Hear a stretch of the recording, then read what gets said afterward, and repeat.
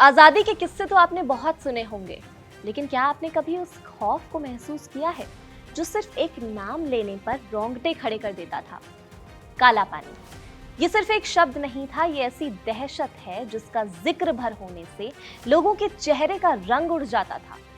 ये कोई आम जेल नहीं था, बल्कि समंदर में बनी ऐसी दुनिया थी जहां से लौट कर आने की उम्मीद कोई नहीं करता था। ये सिर्फ ईंट और गारे से बनी कोई आम जेल नहीं थी। ये उस गोरी हुकूमत की बनाई ऐसी खौफनाक प्रयोगशाला थी जहां इंसान को नहीं, उसके हौसले को मारा जाता था, जहां आजादी के दीवानों के शरीर और उनकी आत्मा को तिल तिल कर तोड़ने का पूरा इंतजाम किया गया था। लेकिन अंग्रेजों ने ऐसी सजा देने के लिए अंडमान को ही क्यों चुना, कभी सोचा है आपने?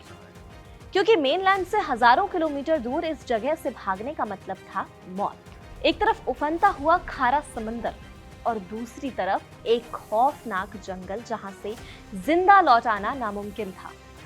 पर डर सिर्फ गहरे पानी का या खतरनाक जानवरों का नहीं था। इसके पीछे अंग्रेजी हुकूमत की गहरी और बहुत गंदी सामाजिक चाल छिपी हुई थी। उस दौर में हिंदू समाज में समंदर पार करना, जिसे समुद्रोल्लंघन कहते थे, बहुत बड़ा पाप माना जाता था। अंग्रेज इस कमजोरी को समझ गए थे। वो जानते थे कि एक बार किसी ने समंदर का खारा पानी पार कर लिया तो उसका धर्म भ्रष्ट हो जाएगा, उसकी जात छिन जाएगी और उसे जीवन दायिनी गंगा के पास से हमेशा के लिए दूर कर दिया जाएगा। ये सिर्फ एक सजा नहीं थी, ये जीते जी दिया गया सामाजिक मृत्यु दंड था। कैदियों और उनके परिवारों के मन में खौफ बैठा दिया गया था कि अब समाज उन्हें कभी नहीं अपनाएगा। लेकिन कहते हैं ना, जब लोग एक जैसा दुख सहते हैं तो उनके बीच का भेद खत्म हो जाता है। सजा काटने के लिए जा रहे जहाजों में सवर्ण और दलित कैदियों को एक साथ जानवरों की तरह ठूस कर ले जाया जाता। इस सफर ने सारे जातिगत नियमों को तोड़ दिया था और वहीं से जन्म हुआ एक नए रिश्ते का, जिसे उन दीवानों ने नाम दिया जहाजी भाई। छुआछूत की पुरानी दीवारें समंदर की लहरों में हमेशा के लिए बह गई थी। अब जरा इतिहास में थोड़ा पीछे चलते हैं। सन 1857 में जब मंगल पांडे की शुरू हुई उस क्रांति ने ब्रिटिश ईस्ट इंडिया कंपनी की जड़ें हिला दी थी। बगावत तो कुचल दी गई थी, लेकिन अंग्रेजों के सामने एक बड़ी मुसीबत खड़ी हो गई थी। वो पकड़े गए हजारों बागियों को आम जेलों में नहीं रख सकते थे। उन्हें डर था कि ये लोग फिर से कोई नई चिंगारी भड़का देंगे, इसीलिए उन्हें समाज से काट देने का फैसला किया गया था। 10 मार्च 1858 को जेम्स पीटरसन वॉकर नाम का अफसर बागियों से पहले जत्थे को लेकर अंडमान के तट पर उतरा था। ये भारत के वो पहले स्वतंत्रता सेनानी थे जिन्हें बेड़ियों में जकड़ कर लाया गया था। शुरुआत में इन कैदियों को वाइपर और रॉस जैसे खुले द्वीपों पर रखा गया था, लेकिन धीरे धीरे अंग्रेजों को समझ आ गया कि ये खुली दंड बस्ती अपना खौफ खो रही है। कैदी जंगलों में काम करते हुए छुपकर एक दूसरे से मिल लेते थे, दुख दर्द बांटते थे और बगावत की नई योजनाएं बना लेते थे। इसके बाद लियाल और लिथब्रिज नाम की समिति ने अपनी जांच रिपोर्ट ब्रिटिश सरकार को सौंपी, जिसमें साफ कहा गया था कि अंडमान का खौफ अब खत्म हो रहा है। उन्होंने कहा कि इन खतरनाक विचारों को कुचलने के लिए एक ऐसी जेल बनानी होगी जहां कैदियों को पूरी तरह से अकेला कर दिया जाए, यानी ऐसा खौफनाक एकांतवास जहां परिंदा भी पर न मार सके। और फिर 1896 में शुरुआत हुई दुनिया के सबसे खौफनाक इमारतों में से एक, सेलुलर जेल के बनने की। इसका डिजाइन ही इंसान के दिमाग को पागल करने के लिए बनाया गया था। यहाँ लागू की गई जेरेमी बेंथम नाम का अंग्रेज फिलोसोफर की पेनोपैथिकॉन थ्योरी। पेनोपैथिकॉन यानी एक ऐसा दानव जिसकी हजारों आंखें हों और जो हर तरफ देख सकता हो। बर्मा से खास तौर पर पक्का लाल रंग की ईंट मंगवाई गई, लाखों रुपए पानी की तरह बहाए गए और 10 साल की लंबी मेहनत के बाद ये राक्षसी ढांचा बनकर तैयार हुआ था। जरा आसमान से इस जेल की कल्पना कीजिए आप। बीच में एक ऊंचा टावर था जिसे गोमती कहा जाता था और उस टावर से निकलती जेल की 7 लंबी लंबी शाखाएं, ठीक वैसे ही जैसे किसी साइकिल के पहिए से तीलियां निकलती हैं। इस जेल को सेल्यूलर इसलिए कहा जाता था क्योंकि यहाँ किसी आम जेल की तरह कोई एक बड़ा कमरा या बैरक नहीं था जहाँ कैदी साथ बैठकर बात कर सके या एक दूसरे के कंधे पर सर रखकर रो सके। यहाँ थी 693 एकांत काल कोठरियां और हर कोठरी में सिर्फ एक कैदी। जेल की इन 7 शाखाओं को शातिर गणित के हिसाब से डिजाइन किया गया था। एक कतार का सामने वाला हिस्सा ठीक दूसरी कतार के पीठ की तरफ खुलता था। इसका मतलब था कि कोई भी कैदी सामने वाले कैदी का चेहरा कभी नहीं देख सकता है।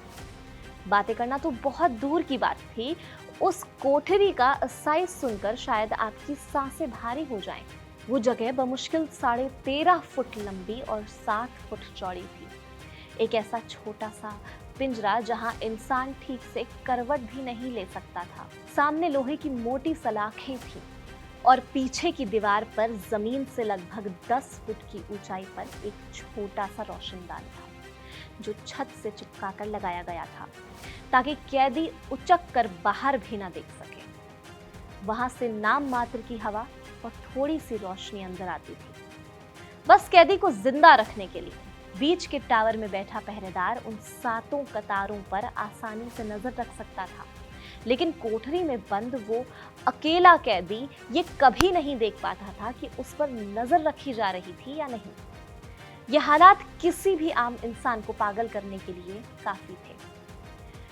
ये व्यवस्था इतनी अचूक और खौफनाक थी कि इसका अंदाजा आप वीर सावरकर के उस किस्से से लगा सकते हैं। जब क्रांतिकारी विनायक दामोदर सावरकर को इस जेल में लाया गया था तो उन्हें महीनों तक ये भनक तक नहीं लगी कि उसी जेल के किसी दूसरी शाखा के अंधेरी कोठरी में उनके बड़े भाई बाबा राव भी कैद हैं। उन्होंने एक छत के नीचे एक ही नर्क में सालों गुजारे, लेकिन कभी एक दूसरे की शक्ल तक न देख पाए। वो क्रूर गोरी सरकार यही चाहती थी। वो आजादी के दीवानों को उस गहरे अंधेरे में ढकेलकर उसके दिमाग को सुन्न कर देना चाहते थे, उनके अंदर की उम्मीद को मार देना चाहते थे। और जब इन अंधेरी कोठरी के दरवाजे बंद होते थे तो शुरू होता था इंसानी फितरत का सबसे स्याह और डरावना अध्याय। इस नर्क का सबसे बड़ा शैतान था वहां का जेलर डेविड बैरी।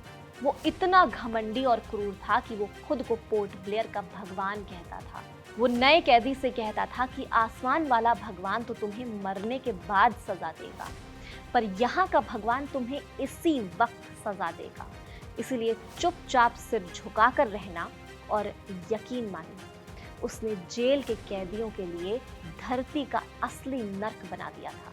सुबह होते ही अमानवीय यातना शुरू हो जाती थी जिसे सुनकर किसी की भी रूह कांप जाए। उन आजादी के दीवानों से बैलों की तरह काम लिया जाता था। कोल्हू में जुटवा कर रोज 30 पाउंड तेल निकलवाया जाता था। जो कैदी थक कर गिर जाता था या अपना कोटा पूरा नहीं कर पाता था उसे नंगा करके लकड़ी के तिकोने क्रेन में बांध दिया जाता था और बैरी के हुक्म पर कोड़े बरसाए जाते। महान क्रांतिकारी उल्लासकर दत्त से जब ये बैल वाला काम नहीं हुआ तो उन्होंने मना कर दिया। इसके बदले में उन्हें बेरहमी से पीटा गया और कई दिनों तक हथकड़ियों में लटका कर रखा गया था। जब उन्हें नीचे उतारा गया तो दिमाग सुन्न हो चुका था। वो अपनी मानसिक सुध-बुध हमेशा के लिए खो बैठे थे।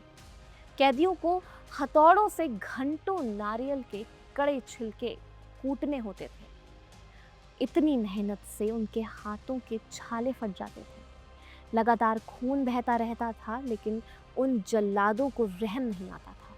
कपड़ों की जगह खुरदुरे जूट के बोरे दिए जाते थे और पैरों में हमेशा लोहे की भारी बेड़ियां बंधी रहती थीं। दिन भर की इस हाड़ तोड़ मेहनत के बाद शाम को खाने के नाम पर जो मिलता था उसे देखकर शायद जानवर भी मुंह मोड़ लेता हो। चावल में कंकड़ और मिट्टी मिली होती थी, रोटियों में कीड़े और कॉकरोच रेंगते नजर आते थे और पानी के लिए कीड़े वाला पानी होता था। और रात के वक्त टॉयलेट की वो व्यवस्था थी जिसे सोचकर ही घुटन होने लगे। कोठरी के अंदर कोई शौचालय नहीं था।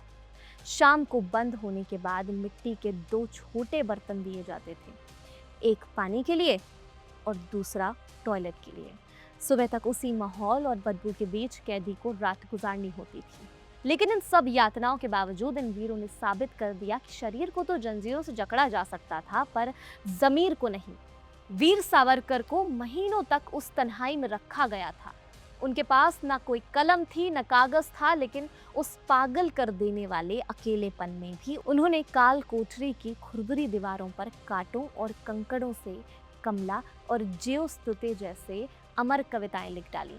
जेलर बैरी जब उन दीवारों को देखता था तो गुस्से में उन पर सफेदी पुतवा देता था, लेकिन सावरकर की याददाश्त इतनी तेज थी कि वो उन हजारों पंक्तियों को दिल में बसा लेते थे और पुताई के बाद उन्हें फिर से दीवारों पर उकेर देते थे। यही नहीं, उन्होंने जेल के अंदर ही सामाजिक क्रांति छेड़ दी थी।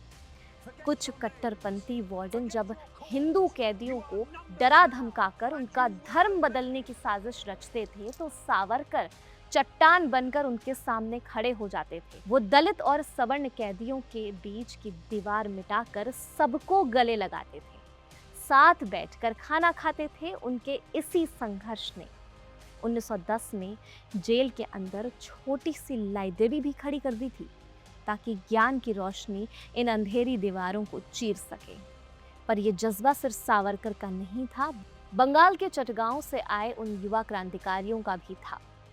मास्टर सूर्य सेन के वो जाबाज साथी गणेश घोष और अनंत सिंह, जिन्हें चिट्टागोंग आर्मरी रेड के बाद 1932 में कालापानी भेजा गया था। उन्होंने जेल के अंदर ही कम्युनिस्ट यूनिवर्सिटी चला डाली। वहाँ उन्होंने खाली समय में मार्क्सवाद और इतिहास का ऐसा अध्ययन किया कि जेल की दीवारें भी उनके बुलंद हौसलों के आगे छोटी पड़ने लग गई थी। जुल्म की भी एक ही हद होती है और जब वो हद पार हो गई तो मई 1933 में उन आज़ादी के दीवानों ने ऐसा इतिहास रच दिया जिसने ब्रिटिश हुकूमत की नींव हिला दी थी। 45 दिनों की वो ऐतिहासिक और सामूहिक भूख हड़ताल आज भी हमारे इतिहास का सबसे बड़ा गवाह है कि कैदी साफ खाना, थोड़ा पानी और पढ़ने के लिए कुछ किताबें मांग रहे थे, लेकिन उस गोरे कमिश्नर का अहंकार देखिए। उसने तान कर कहा था कि मैं 1 इंच भी नहीं झुकूंगा, भले ही इनकी लाशें समंदर में तैरती मिले। उस हड़ताल को तोड़ने के लिए अंग्रेजों ने जो तरीका अपनाया वो इंसानियत के माथे पर कलंक था। भूख हड़ताल पर बैठे क्रांतिकारियों को जबरदस्ती खाना खिलाया, कैदियों को पलंग पर कसकर लेटा दिया जाता था और उसकी नाक के जरिए रबड़ की मोटी नली जबरन उसके पेट में उतारी जाती थी। फिर उस नली से दूध और अंडे का घोल अंदर डाला जाता था। उस बेहद क्रूर प्रक्रिया के दौरान 3 क्रांतिकारी शहीद भी हो गए थे। नौजवान भारत सभा के महावीर सिंह, जुगंतर पार्टी के मोहित मोइत्रा और अनुशीलन समिति के मोहन किशोर नामदास, उन सबकी सांसें उस जबरदस्ती की प्रक्रिया में टूट गई थी। क्रूरता की इंतहा तो तब हुई थी जब उन शहीदों के शव उनके घर या साथियों को नहीं सौंपे गए थे। उनके शवों को बोरियों में भरकर पत्थरों से बांधकर चुपचाप बंगाल की खाड़ी में डुबो दिया गया था ताकि किसी को पता ना चल सके। लेकिन इस शहादत खबर छपी नहीं। जब इसके बारे में महात्मा गांधी और रविंद्रनाथ टैगोर को पता चला तो इसका विरोध किया गया। उनके कड़े हस्तक्षेप के बाद अंग्रेजों को झुकना पड़ा और 1938 तक सभी राजनीतिक कैदी वापस लौट आए थे। वक्त बदला और 1939 में दूसरा विश्व युद्ध शुरू हो गया था। इस जंग के दौरान मार्च 1942 में जापानी सेना ने अंडमान और निकोबार पर कब्जा कर लिया था। फिर वो ऐतिहासिक दिन भी आया जब 30 दिसंबर 1943 को नेताजी सुभाष चंद्र बोस ने पोर्ट ब्लेयर की इस जमीन पर कदम रखा था। उन्होंने आज़ाद भारत की इस मिट्टी पर पहली बार तिरंगा फहराया था और इन द्वीपों का नाम बदलकर शहीद और स्वराज रख दिया गया था। आज़ादी मिलने के बाद कुछ समय के लिए इस ऐतिहासिक जगह को भुलाने की कोशिश भी हुई थी। फिर 1960 के दशक में इस जेल को 4 बड़ी शाखाओं में तोड़कर वहां अस्पताल बना दिया गया। लेकिन जब स्वतंत्रता सेनानियों को ये बात पता चली तो उन्होंने इसके खिलाफ देश भर में आवाज़ उठाई थी और सरकार को झुकना पड़ा।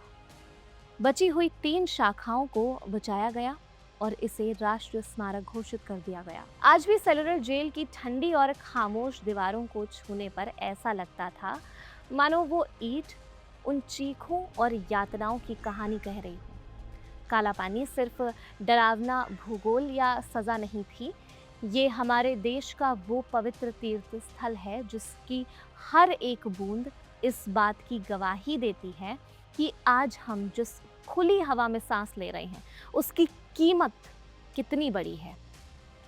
सरफरोश के इस एपिसोड पर आप क्या सोचते हैं, हमें कमेंट सेक्शन में आप अपनी राय ज़रूर बताइएगा। मैं थी खुशी सक्सेना और कैमरे के पीछे है मेरे साथ ही नकुल।